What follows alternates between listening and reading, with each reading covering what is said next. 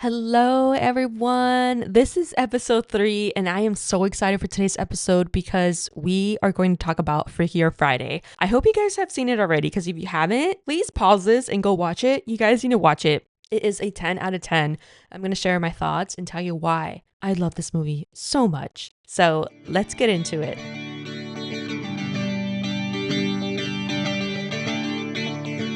Hi, everyone. Welcome back to the That's So Lizzy, the radio show.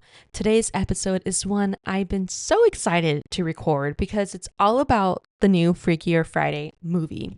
If you know me, you know the original Freaky Friday is truly one of my favorite childhood films. And when I tell you that this new sequel absolutely lived up to my expectations, I mean it. So get comfy, grab a snack because I am so excited to share my thoughts with you. Oh, and before we jump in, I just want to give a spoiler warning. I'm really not going to spoil much. I'm just going to share a few things. I'm now excited for any future sequels or reboots that Disney probably has in the making. Camp Rock 3. This movie is getting me excited for the future. So, yeah. Anyways, spoiler warning. So let me first share my experience watching this movie in the theaters. I went with my family. I went with my parents and my husband. And we went opening weekend. So it's already probably been a little over 2 weeks now. So when we walked in, I am so excited. It is the morning. I like to watch morning shows now. Yeah, I'm getting a little old. When I was growing up, like a teenager, I used to watch 10 p.m. showings. Oh my goodness, I can't even imagine that anymore. So anyways, we're walking in. It is 11 a.m. I'm grabbing my snacks. I'm grabbing nachos, popcorn, my Coca-Cola, and I am stoked. I am ready because there is one thing about this movie is that for some reason, since the beginning, since the moment they announced it at D23, I just had a really good feeling about this film. I just had a feeling it was going to be good.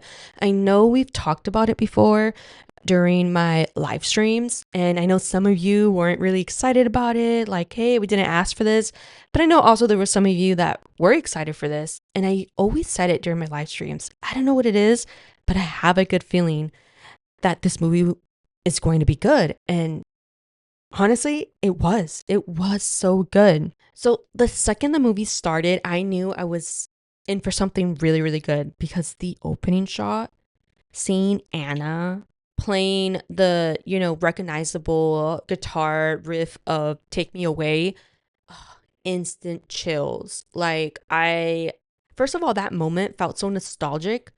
Just hearing the chords of Take Me Away, I just knew it. I was just like, yes, yes, yes. They're starting this movie off right. I actually looked around. I looked at my husband, I looked at my parents, and I was kind of smiling. And I was like, oh my gosh, I'm so excited. So that moment really set the tone for the rest of the film. And let me tell you, I have not laughed that hard in a movie theater in years. It's so hilarious. I seriously haven't laughed so hard watching a movie in a long time. And I feel like it takes a lot for me to laugh. I don't know. Movies don't really make me laugh so much. I don't know what it is. Movies do make me cry and make me emotional, but making me laugh, that's kind of really hard to do. It's very few. Maybe I can count with one hand how many movies have ever made me laugh so hard. And let me tell you, I have to add Freakier Friday because my husband and I were laughing practically the entire time. That's how funny it was. So yeah, I'm not exaggerating when I tell you I literally had tears in my eyes from laughing so much. The humor was so sharp, so fresh. It was literally the perfect blend of millennial jokes and Gen Z humor. So as a millennial, I just love that. Before we go deeper into the new movie, I want to take a moment to just quickly talk about the original. The original is truly one of my favorite childhood films, and rewatching it recently really reminded me just how good it was. When I was a kid, I loved it for the chaos, the fashion, the comedy, of course, the music. But watching it as an adult, wow, it's so well written, so well acted. It's not just a silly early 2000s, film. There's some films from my childhood, I'll even put, I don't know, I would say Camp Rock. There's some films like Camp Rock that I wouldn't say it's not well made, but some moments are awkward and cringy. But honestly, that's what makes Camp Rock so good. But I wouldn't say Camp Rock is a well made film, and the acting was amazing, right? I think we all can agree to that. But Freaky Friday, I'm telling you right now, like looking back at it, if you guys haven't rewatched it, you might notice that it's a timeless film. It's a really almost perfect film. Like I said, the acting's amazing. I really love Lindsay Lohan. Obviously she's been such a huge part of my childhood. She's in most of my favorite childhood films, The Life Size, Get a Clue. And so I just want to recognize and just want to give Lindsay Lohan her flowers, because she truly is such an amazing actress. And I'm so excited for any future projects that she might be in, because she really deserves it. I know that she's been through a lot, and she's just, watching her in this new film, rewatching her past work, it's a nice reminder of an amazing actress she really is. And I'm just so happy for her. I don't know, I just want to take a moment to just say how happy I am for Lindsay Lohan and so excited for her career. I really hope that she's in so many other things, because she's just an incredible actress. Obviously, Jamie Lee Curtis, we got an Oscar-winning actress, so obviously she's always been amazing. Her career is spectacular in the 2003 Freaky Friday, and obviously in the new one, man, top-notch acting. So I just want to also take a moment to just recognize Lindsay Lohan and Jamie Lee Curtis's work, because they really are just amazing actresses. So Freaky Friday, like the original, just has so many layers to it. I think the story is incredible, and obviously we, as a kid, we probably saw it more as a comedy film, but rewatching it, I also realized like how deep it is, how, Anna, she's obviously going through the passing of her father. It has a lot of emotion, that film does. And as a kid, I wasn't really like into that part. I was just into the comedy, the music, the fashion. But rewatching it, I'm like, wait, like this film's pretty deep, But here's the thing. I really believe it's going to become, if it hasn't already, going to become a generational classic. The way people my age talk about Freaky Friday is the way our parents talk about movies like The Breakfast Club or Ferris Bueller's Day Off. I feel like the way my parents talked about those movies, I think we are going to talk about Freaky Friday. I for sure think it's going to be one of those early 2000s like cult classic films. It's a movie that captures really a moment in time, but it also holds up because of the themes that it has. Like I said, the story between Anna and her mom, so it has like the family aspect to it, the fashion. I really do feel like Freaky Friday is going to be one of those films that it's going to be a generational film. I think generations are going to talk about this film. I just wanted to, quickly talk about the original 2003 film. Let's go back to Freakier Friday. It's not 2003 anymore, so we got to move forward because it's 2025. And I want to share why I had high expectations for this film. Going into Freakier Friday, my expectations were high. From the moment it was announced at D23, I had this gut feeling it was going to be done right. The trailer earlier this year only made me more excited for it. I just had this feeling. I don't know what it is, but something in my gut was like, I think they're going to do this right. Because I know how we all feel about, some sequels or some reboots of some classics. I know that for the most part, recently, we're not really excited for it, right? We have felt like Disney hasn't been doing it right, or doing films that we never asked for, And I, for some reason, just didn't have that feeling for this one. I've had that feeling before, I'm not excited for that film. Like, it's just going to be a reboot or a remake or a sequel. From the very beginning, I was excited for this. And I'm so glad I was, because me being excited for it made me go watch it in the movie theaters. And let me tell you, I don't really go to the movie theaters as often anymore. As sad as that sounds, I'm a film major. So I used to go all the time, but there just hasn't been enough films for me to be so excited for. And yeah, so I was right. This movie is truly well made. 10 out of 10 chef kisses, honestly. Part of that comes down to the fact that they brought back so many of the original crew from 2003, which is incredible. You really can feel that it was just really well planned. Obviously, Jamie Lee Curtis has shared, a couple times during the press tour that she literally kind of called Disney up, and she said, hey, I think we should make this. And I'm so glad she did, because you could really feel that. Watching this movie didn't feel cheap.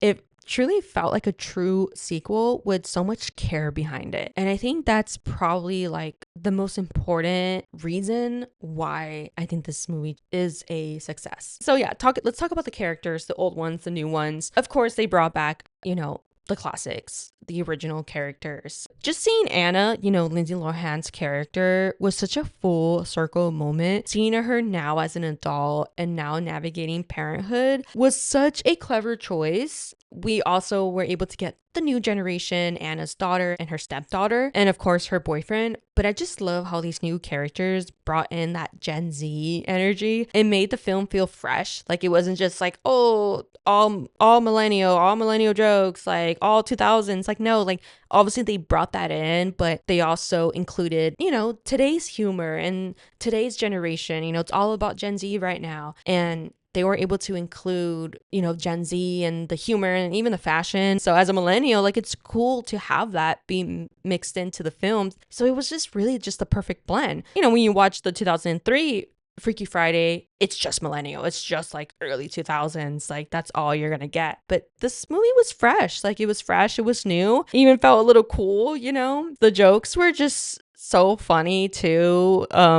Kind of making fun of us millennials in such a lighthearted way. Like it was hilarious. So yeah, that combination of just generational humor just really kept the movie entertaining for everyone. It was just great. The comedy was just the perfect blend. It was nostalgia done right. It wasn't overdone. One of the best parts of Freakier Friday was how it balanced nostalgia with something new. There were callbacks to the original, like the guitar, the iconic, Take Me Away song, that performance at the end, so iconic. And also seeing side characters from the 2003 version. If you know, the teacher who was just bothering Anna in the first one, like, oh my gosh, he comes out in this one and he is now like the detention supervisor. And oh my gosh, when he came out, I was like, oh my gosh, like that's him. That's the teacher that used to like annoy Anna in the first one. He comes out, and just so many other characters. Even her brother comes out for a few moments. It was just the perfect amount of like, oh my gosh, remember that person? Remember that character? It was great. It was just, like I said, that to me was just like, nostalgic. Yeah, it's just kind of like what Disney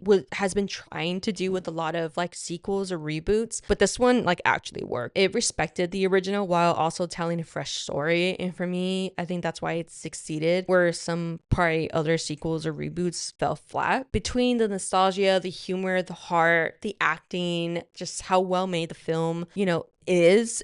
It's honestly, it's just so much fun. It was everything I have hoped for and more. It's rare that a sequel or a reboot actually lives up to the original, but Freakier Friday really pulled it off. So I'm so glad that Disney, Jamie Lee Curtis, and everyone who was involved really pushed to make this happen. I feel like Disney finally remembers who they are, and they know now how to remake something, a sequel, reboot, whatever. Like they now know what type of sequel, what type of nostalgia we want, So at the end of the day, it wasn't just a fun movie for me. It truly was an experience. Just watching it with my family, reliving the memories of the old, or the original, and just laughing harder than I have in years. Just really made it special.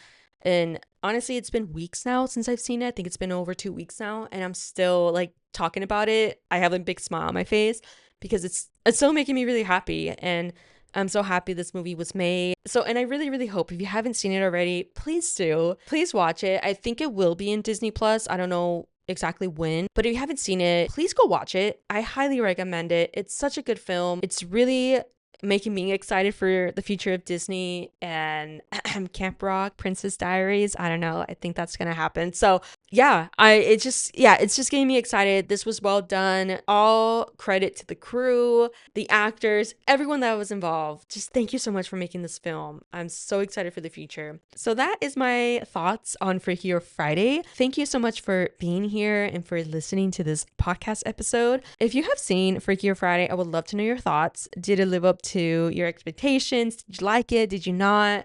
Was it funny as much as I thought it was funny? I just would love to know your thoughts. You can reach out to me here on YouTube, TikTok, wherever you follow me. I would love to hear your thoughts. Don't forget to subscribe, and I'll see you guys very soon. Until then, keep embracing the nostalgia and finding the magic in the movies that we love. Bye, everyone.